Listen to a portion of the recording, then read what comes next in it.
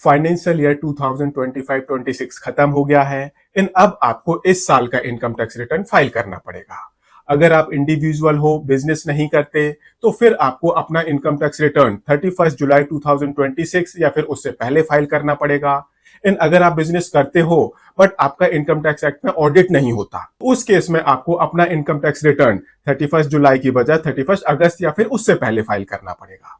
And अगर आप business करते हो एंड इनकम टैक्स एक्ट में ऑडिट भी आपका होना है, तो फिर यहां पर आपके लिए आईटीआर फाइलिंग की डेट हो जाएगी 31 अक्टूबर या फिर उससे पहले।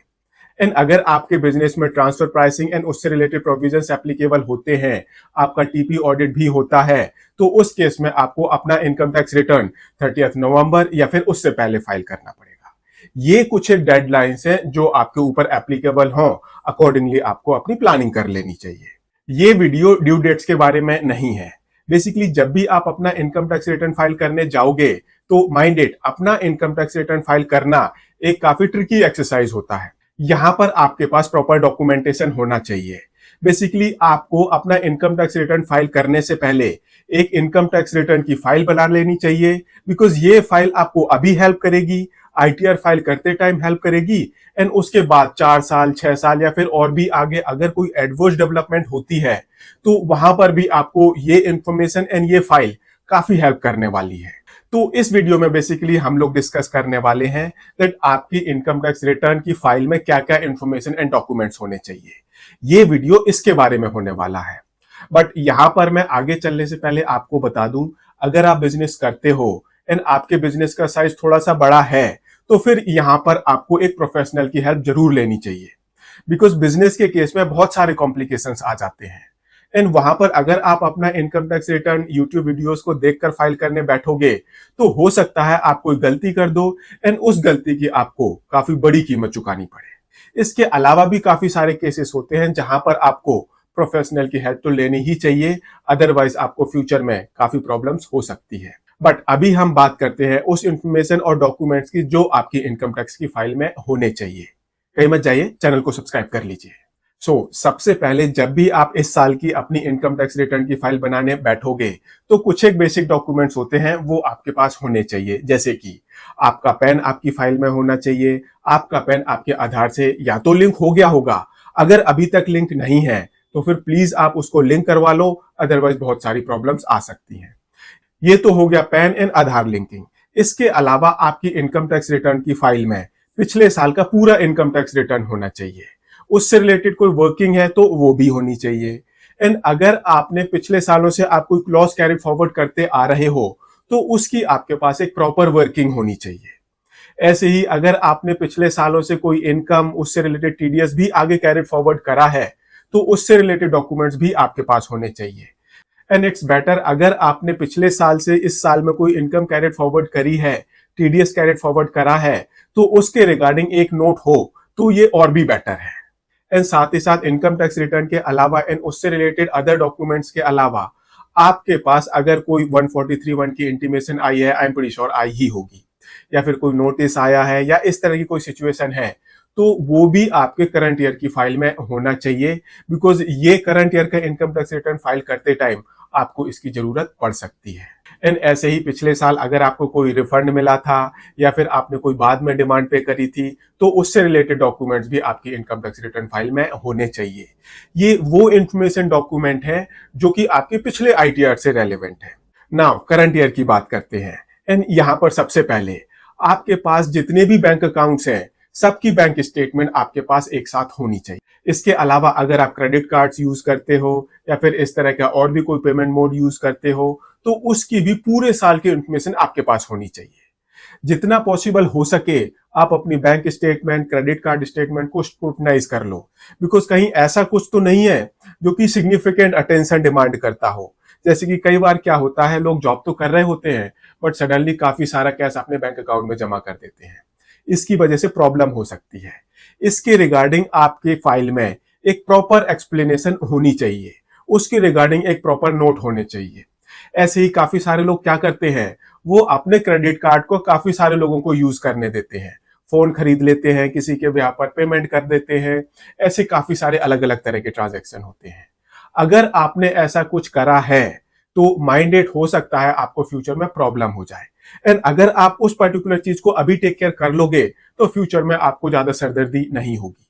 अगर आपने ऐसा कुछ करा है तो प्रॉपर डिस्क्रिप्शन उस पर्टिकुलर फाइल के साथ अटैच कर लो, फ्यूचर में आपको हेल्प मिलेगी। जैसे कि सपोज आपने अपने फ्रेंड के लिए एक आईफोन खरीद लिया अपना क्रेडिट कार्ड का यूज करके। नाउ क्रेडिट कार्ड में तो यूज हो गया, एक एंट्री आ गई। अब आपने अपने फ्रेंड से किस तरह से पैसे लिए उसके रिगार्डिंग नोट आपके पास होना चाहिए। आपकी क्रेडिट कार्ड फाइल में लिखा होना चाहिए ये मेरा खर्चा नहीं है, ये मैंने अपने फ्रेंड के लिए करा है, ये मैंने अपने रिलेटिव के लिए करा है। तो इस तरह की जो भी एक्स्ट्रा ऑर्डिनरी एंट्रियां होती हैं उसके रिगार्डिंग आपकी फाइल में प्रॉपर एक्सप्लेनेशन होनी चाहिए। एंड अगर कोई प्रॉपर डॉक्यूमेंट्स हैं तो वो भी आपके पास होने चाहिए, बिकॉज इससे अभी एंड फ्यूचर में आपको काफी हेल्प मिलेगी। बिकॉज अभी हम सबको पता है डिपार्टमेंट एआई का भी यूज करता है एंड काफी सारी इन्वेस्टिगेशन भी करता रहता है हमारे पीछे, तो उससे फ्यूचर में नोटिस आने के चांसेस थोड़े से बढ़ जाते हैं। तो इट्स बेटर अपनी फाइल में एक्सप्लेनेशन भी लगा कर रखें। And bank statement, credit card statement या इस तरह की कोई और स्टेटमेंट है तो उसको आप प्रॉपरली एक बार स्क्रूटनाइज कर लो। एंड अगर ये स्पेशल अटेंशन डिमांड करती है एंड वहां पर अगर आपको लगता है दैट हम फ्यूचर में किसी प्रॉब्लम में पड़ सकते हैं तो इट्स बेटर आज ही एक प्रोफेशनल से कंसल्ट कर लो। तो ये हो गई बैंक स्टेटमेंट, क्रेडिट कार्ड या इस तरह की और information. Now during the year हो सकता है आपने एडवांस टैक्स पे करा हो सकता है आपने सेल्फ असेसमेंट टैक्स पे कर दिया हो आईटीआर फाइल करने से पहले, हो सकता है आपका काफी सारी जगह टैक्स डिडक्ट हुआ हो, तो उसके रिगार्डिंग डॉक्यूमेंट्स भी आपकी फाइल में होने चाहिए। सेल्फ असेसमेंट टैक्स पेमेंट के चलान होने चाहिए, एडवांस टैक्स पेमेंट के चलान होने चाहिए, कहीं टैक्स डिडक्ट हुआ है तो उसके फॉर्म 16 भी आपके पास होने चाहिए। इसके अलावा आपकी फाइल में पूरे साल की 26 एएस स्टेटमेंट भी होनी चाहिए, एनुअल इंफॉर्मेशन स्टेटमेंट भी होनी चाहिए, ट्रांजैक्शन स्टेटमेंट इंफॉर्मेशन भी होनी चाहिए, जिसको हम एआईएस एंड टीआईएस बोलते हैं। ये इंफॉर्मेशन भी आपकी उस फाइल में होनी चाहिए, बेसिकली प्रिंट आउट होना चाहिए अगर आप फिजिकल फाइल बनाते हैं तो। एंड यहां पर भी आपको एक बार इनको रिव्यू जरूर कर लेना चाहिए, बिकॉज कई बार क्या होता है अनवांटेड एंट्रियां भी हमारी स्टेटमेंट्स में दिख रही होती हैं। एंड अगर ऐसा है तो आईटीआर फाइल करने से पहले उस पर्टिकुलर मिसमैच को आप ठीक करवा लो, बिकॉज कई बार क्या होता है काफी सारे लोग गलत पैन कोड कर देते हैं, कई जगह आपका गलत पैन चला गया एंड वो ट्रांजैक्शन आपके टैक्स रिकॉर्ड में दिखने लग गया। तो इट्स बेटर आईटीआर फाइल करने से पहले आप उन ट्रांजैक्शन को अपने टैक्स रिकॉर्ड से हटवा लो, उन ट्रांजैक्शन को अपनी 26 एएस एआईएस टीआईएस से हटवा लो, फायदे में रहोगे। अगला पॉइंट, ऐसे ही कई बार क्या होता है कुछ लोग आपका टैक्स तो डिडक्ट कर लेते हैं बट उसको जमा नहीं कर पाते। तो इस केस में आपके पास या तो प्रॉपर ईमेल कम्युनिकेशन होना चाहिए या फिर आप उनसे अगर पॉसिबल है तो एक फिजिकल फॉर्म 16 ले लो। फिजिकल फॉर्म 16 एक नॉर्मल A4 पेपर में भी हो सकता है, बट अगर उन्होंने टैक्स जमा किया है तो फिर वो आपको इनकम टैक्स रिटर्न की साइट का जनरेटेड फॉर्म 16 देंगे। बट अगर उन्होंने टैक्स जमा नहीं किया है तो फिर आप उनसे एक फिजिकल फॉर्म 16 डिमांड करो, बेटर रहेगा। एंड अगर आपको फॉर्म 16 नहीं मिलता तो इसके रिगार्डिंग जो भी आपका कम्युनिकेशन हुआ है उससे भी आपका काम चल सकता है। नाउ अब अगर आप कहीं जॉब करते हैं तो फाइल में इसके रिगार्डिंग एक सेपरेट सेक्शन होना चाहिए। जो भी आपने एम्प्लॉयर को शुरू में डिक्लेरेशन दी थी, बाद में डिक्लेरेशन दी थी, कुछ सपोर्टिंग डॉक्यूमेंट्स दिए थे, डिडक्शन क्लेम करने के लिए डॉक्यूमेंट्स दिए थे, उन सब की कॉपी आपकी उस फाइल में होनी चाहिए। At the end of the year employer क्या करता है आपको एक फॉर्म 16 देता है, उस फॉर्म की कॉपी भी आपके पास होनी चाहिए। अगर आपके एम्प्लॉयर ने टैक्स डिडक्ट कर लिया, आपको टैक्स साइट से जनरेटेड फॉर्म 16 नहीं दिया, तो आप इंसिस्ट करो आपके पास एक फिजिकल फॉर्म 16 हो। एम्प्लॉयर के लेटर हेड पर या फिर नॉर्मल A4 साइज पर फॉर्म 16 आपके पास होना चाहिए। नहीं है ईमेल कम्युनिकेशन भी काम कर जाएगा, बट इट्स बेटर फॉर्म 16 है तो उसका कोई कंपैरिजन नहीं है। एंड साथ ही साथ आपके पास पूरे साल की सैलरी स्लिप्स भी होनी चाहिए एंड एक टैक्स कंप्यूटेशन शीट भी आपके पास होनी चाहिए सैलरी से रिलेटेड। एंड ऐसे ही अगर आपने ड्यूरिंग द ईयर बहुत सारी जॉब्स चेंज करी हैं, एक से ज्यादा जॉब चेंज करी है, तो उसके रिगार्डिंग आपके पास डॉक्यूमेंट्स होने चाहिए। अगर आपने कहीं नोटिस पे रिकवरी पे करी है, कहीं वो आपको नोटिस बाई आउट हुआ है आपके बिहाफ पर, तो इसके रिगार्डिंग भी आपकी उस फाइल में प्रॉपर डॉक्यूमेंट्स होने चाहिए। नाउ ऐसे ही अगला पॉइंट, अगर आप इनकम टैक्स में कोई एग्जेम्पशन डिडक्शन क्लेम कर रहे हो तो उसके रिगार्डिंग प्रॉपर डॉक्यूमेंटेशन होने चाहिए। अगर आप मेडिकल इंश्योरेंस प्रीमियम का बेनिफिट ले रहे हो तो मेडिकल इंश्योरेंस की फाइल लगा दो, उसकी पेमेंट रिसीट लगा दो, पॉलिसी डॉक्यूमेंट लगा दो, वेल एंड गुड। ऐसे ही आप कोई लाइफ इंश्योरेंस पॉलिसी का बेनिफिट ले रहे हो, उसकी कॉपी लगा दो, प्रीमियम पेमेंट रिसीट लगा दो। बहुत सारे लोग एचआरए का बेनिफिट ले रहे होते हैं, तो एचआरए से रिलेटेड आपके जो डॉक्यूमेंट्स होते हैं जैसे कि rent agreement, rent receipt, proper rent receipt, ऐसे ही जो पेमेंट प्रूफ है, ये सारे डॉक्यूमेंट्स आपको अपनी उस फाइल में लगा के रखने चाहिए। बिकॉज अगर आप अपनी फाइल बनाने में आज की डेट में थोड़ा सा पेन ले लोगे तो फ्यूचर में आपको कम पेन होगा जब आपके अगेंस्ट कोई एडवर्स सिचुएशन डेवलप होगी। तो ऐसे ही अगर आप हाउसिंग लोन से कोई बेनिफिट क्लेम कर रहे हो, प्रिंसिपल का भी वो बेनिफिट हो सकता है, वो इंटरेस्ट का बेनिफिट हो सकता है, तो उसके रिगार्डिंग डॉक्यूमेंट्स होने चाहिए। आपको बैंक का सर्टिफिकेट आपके पास होना चाहिए। तो ये बेसिकली एग्जेम्पशन डिडक्शंस के डॉक्यूमेंट्स आपके पास होने चाहिए। नाउ अगला सेगमेंट, अगर आपने during the year property buy sell करी है, म्यूचुअल फंड में इन्वेस्टमेंट करी है या फिर कहीं कोई और इन्वेस्टमेंट करी है, तो उसके रिगार्डिंग भी आपके पास प्रॉपर डॉक्यूमेंट्स होने चाहिए। अगर आपने प्रॉपर्टी की बाइंग सेलिंग करी है तो फिर आपके पास परचेज के डॉक्यूमेंट्स भी होने चाहिए, सेल के डॉक्यूमेंट्स भी होने चाहिए। एंड यहाँ पर कमीशन काफी चलता है, तो अगर आपने कमीशन पे करा है, एक तो आप हमेशा ट्राई करो इस तरह के ट्रांजेक्शन में जो भी कमीशन की पेमेंट होती है बैंक अकाउंट के थ्रू पेमेंट करो। पॉसिबल है तो जो कमीशन एजेंट है उससे आप इनवॉइस ले लो, उसको अपनी फाइल में लगा लो। टीडीएस अगर उसमें एप्लीकेबल था तो फॉर्म 16 आपके पास होना चाहिए। टीडीएस जो आपने स्टेटमेंट फाइल करी थी वो भी आपके पास होने चाहिए। टैक्स पेमेंट की एक्नॉलेजमेंट आपके पास होने चाहिए। ये बेसिकली कैपिटल गेन के अंदर जो भी आपकी इंफॉर्मेशन होती है वो यहाँ पर आपके पास सारी की सारी होनी चाहिए। अगर आपने during the year capital gain account open करा है तो उसकी पूरी स्टेटमेंट लगा दो, बेटर है।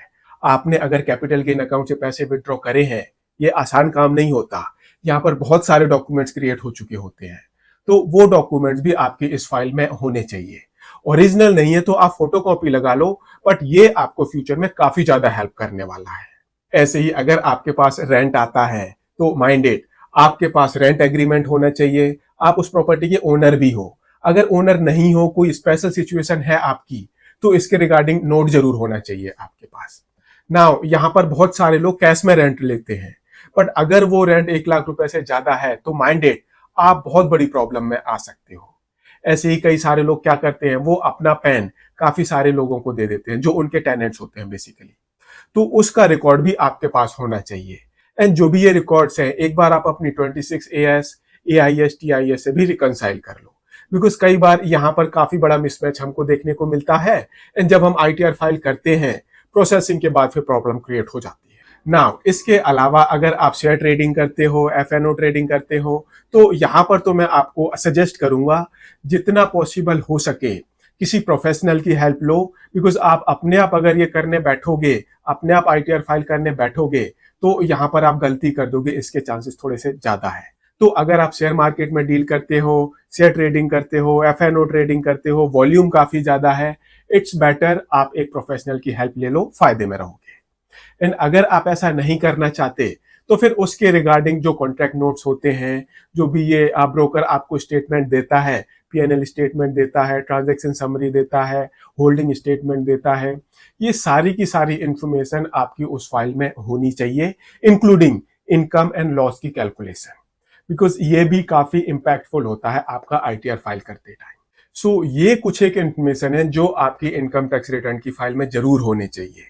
एंड इससे क्या होगा, इससे आप अपना इनकम टैक्स रिटर्न ठीक से फाइल कर पाओगे, या फिर जो भी आपका कंसल्टेंट है वो आपकी इनकम टैक्स रिटर्न ठीक से फाइल कर पाएगा। बिकॉज यहाँ पर आज की डेट में अगर आप कुछ मिस करते हो एंड गवर्नमेंट उस मिस चीज को पकड़ ले, इसके चांसेस बहुत ज्यादा है, बिकॉज आज की डेट में गवर्नमेंट के पास मल्टीपल फॉर्म से इंफॉर्मेशन फ्लो हो रही होती है। तो ये तो हो गए कुछ एक बेसिक इंफॉर्मेशन डॉक्यूमेंट जो आपकी इनकम टैक्स रिटर्न की फाइल में होने चाहिए। अब हम बात करते हैं कुछ एक ऐसी सिचुएशन जहां पर जितना पॉसिबल हो सके आपको एक प्रोफेशनल कंसल्टेंट की हेल्प लेनी चाहिए, बिकॉज अदरवाइज हो सकता है आप बहुत बड़े बड़े ब्लंडर कर दो एंड बाद में आपको प्रॉब्लम आनी शुरू हो जाए। उसमें सबसे पहली सिचुएशन है, अगर आप बिजनेस करते हो, ट्रांजैक्शन वॉल्यूम बहुत ज्यादा है, इट्स बेटर एक प्रोफेशनल की हेल्प ले लो। थोड़े बहुत आपको अभी पैसे देने पड़ेंगे, बट फ्यूचर में आपको प्रॉब्लम आएगी, इसके चांसेस बहुत ज्यादा कम हो जाएंगे। दूसरी सिचुएशन, अगर आपने क्रिप्टोज में ट्रांजैक्शन करे हैं, आप क्रिप्टोज में डील करते हो, इट्स बेटर एक प्रोफेशनल की हेल्प ले लो। अगर आप अपना इनकम टैक्स रिटर्न फाइल करने जाओगे तो आप गलती कर दोगे, इसके चांसेस बहुत ज्यादा होंगे। एंड यहाँ पर इस गलती की जो कीमत होगी वो काफी ज्यादा हो सकती है, बिकॉज ये बहुत बड़ी प्रॉब्लमैटिक सिचुएशन हो सकती है। बिकॉज आज की डेट में government doesn't want people to hold cryptos, and government ये भी नहीं चाहती लोग क्रिप्टोज में ट्रांजैक्ट करें। तो इसकी वजह से आज की डेट में जो क्रिप्टोज के ऊपर टैक्सेशन है, इंडिया में जो सबसे टफेस्ट टैक्सेशन होता है क्रिप्टोज उनमें से एक है। गवर्नमेंट ऑलमोस्ट सभी तरह के टैक्सेस क्रिप्टोज पर लगा के रखती है, एंड मल्टीपल चैनल से इससे रिलेटेड जो इंफॉर्मेशन होती है वो गवर्नमेंट के पास फ्लो कर रही होती है। तो अगर आप क्रिप्टोज में ट्रांजैक्ट करते हो, आपके पास क्रिप्टोज वॉलेट है, उसमें कुछ क्रिप्टोज पड़ी हैं, इट्स बेटर आप एक प्रोफेशनल की हेल्प ले लो, फायदे में रहोगे। ऐसे ही अगर आपने प्रॉपर्टी में ट्रांजैक्शन करे हुए हैं या फिर आपने और भी किसी एसेट में ट्रांजैक्शन करे हुए हैं, वॉल्यूम बहुत ज्यादा है, take the help of professional, हमेशा फायदे में रहोगे। एंड अगर आप बिजनेस करते हो, वॉल्यूम ज्यादा है, तो इसके बारे में तो हम ऑलरेडी डिस्कस कर चुके हैं। एंड ऐसे ही अगर आप किसी पार्टनरशिप फर्म में पार्टनर हो, आप कंपनी में डायरेक्टर हो, अनलिस्टेड कंपनी में शेयर होल्डर हो, तो यहां पर भी आपको एक प्रोफेशनल की हेल्प ले लेनी चाहिए। And last but not the least, अगर आप किसी फर्म में पार्टनर हो, कंपनी में शेयर होल्डर हो, डायरेक्टर हो, एंड वहां पर कोई डिस्प्यूट चल रहा है, तो ये बहुत बड़ी बात होती है। बिकॉज ये एक किस्म से ब्लंडर सा होता है जो लोग अपना आईटीआर फाइल करते टाइम एक किस्म से इग्नोर कर देते हैं। एंड इस तरह की सिचुएशन में आपको प्रोफेशनल की हेल्प तो लेनी ही चाहिए, ये एक किस्म से मस्ट है, आप मान के चलो। एंड ऐसे ही इसके अलावा बहुत सारी सिचुएशंस होती हैं जहां पर आपको एक प्रोफेशनल की हेल्प ले लेनी चाहिए। एंड अगर आपको इसके रिगार्डिंग कोई हेल्प चाहिए, कुछ आपको कंसल्ट करना है, एंड अगर आप हमसे कॉन्टैक्ट करना चाहते हो, तो इस वीडियो के डिस्क्रिप्शन में आपको एक गूगल फॉर्म का लिंक मिलेगा, आप उस फॉर्म को फिल करो, हम आपको कॉन्टैक्ट करेंगे।